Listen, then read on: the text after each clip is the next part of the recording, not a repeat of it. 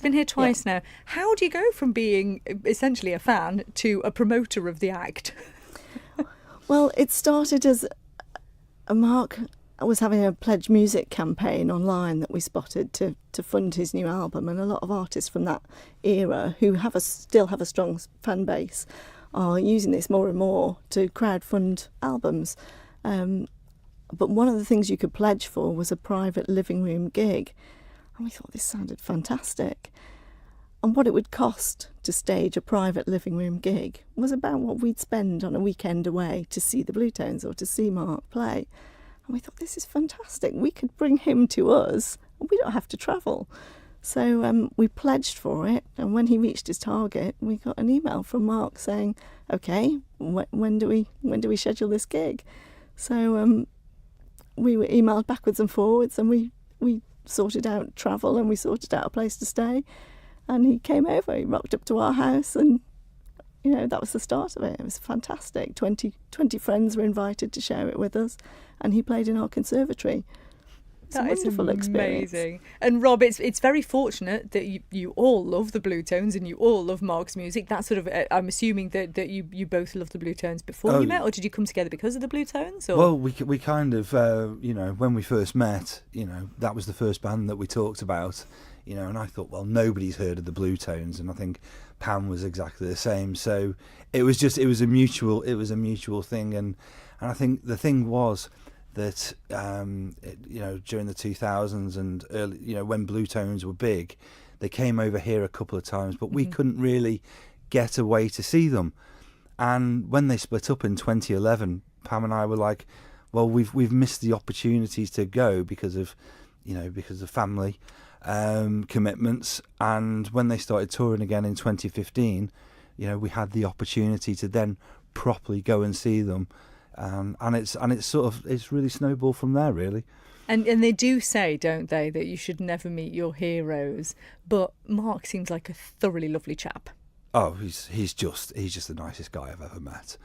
Apologies to all my friends, but he really is. And not only Mark, the rest of the boys in the band, they're equally as nice, and they just make you feel like you're out for a night with your mates. They're just really, really nice. And go on, Pam. It just makes it easier. It makes it a pleasure to organise things. That they're quite happy to do whatever's asked, and it just makes it a pleasure to be able to organise it and share it with your friends as well. It's great. As long as you've got an agreeable white wine for Mark, then yeah, everyone's happy. And it was a fabulous gig that happened at Noel Bakehouse. Was it last year or this year? I get confused with how much time passes. It was earlier this year, wasn't it? It was earlier this year. April this year. It was April, and that was a fantastic gig, I have to say. It was just wonderful. And it was the gentleman that was supporting that we are going to be talking about him returning to the island in just a moment. But I have to say, first of all, thank you so much for even taking the time today, because you've both been very much wrapped up in Litfest, haven't you? And so you're having a ridiculous week of it at the moment, aren't you, Pam? Yes, I'm tired, but I'm inspired, I think is how I would describe it. Everything seems to have gone really well. Really enjoyed it. Lots of running around. Looking forward to having a rest tomorrow. But everybody seems to have enjoyed the events that we've done. And it's great to see kids being inspired by all these authors and illustrators and poets that we bring over. And we did have John Quirk and Emma Quirk, who were the main organisers of Litfest, on as a Connist Rocks guest a few weeks ago. And they chose a song for you, didn't they? They did. It was very kind of them. What did they choose? They chose Firefly by the Bluetones, which is my absolute favourite of their songs. And we talked about that Manx Litfest has had lots of events for young people. And we have Matthew here with us. Matthew, have you been able to go to many of the events? And if you have, what have you seen and what have you enjoyed? Well, I've only seen, gigs on TV and one, at my house, at Soundcheck and at Noah Bakehouse, but I'm going to be really happy that I'm going to go to part of the concert in October. And we are talking about that right now. And Mike, I'm getting Mark in the head now. Mike Wilton, who the concert is, came over and he supported Mark Morris the last time he was here, didn't he? You're a bit of a fan, aren't you, Matthew?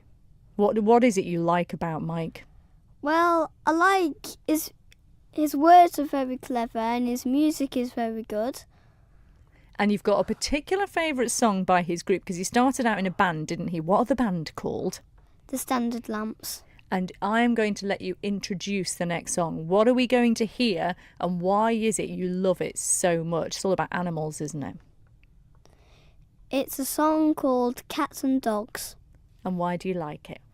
Well, it's just a good song, and the way I like it is it just makes me feel happy.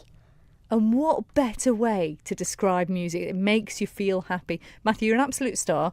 This one is for you. It is The Standard Lamps, featuring, of course, Mike Wilton. This is Cats and Dogs.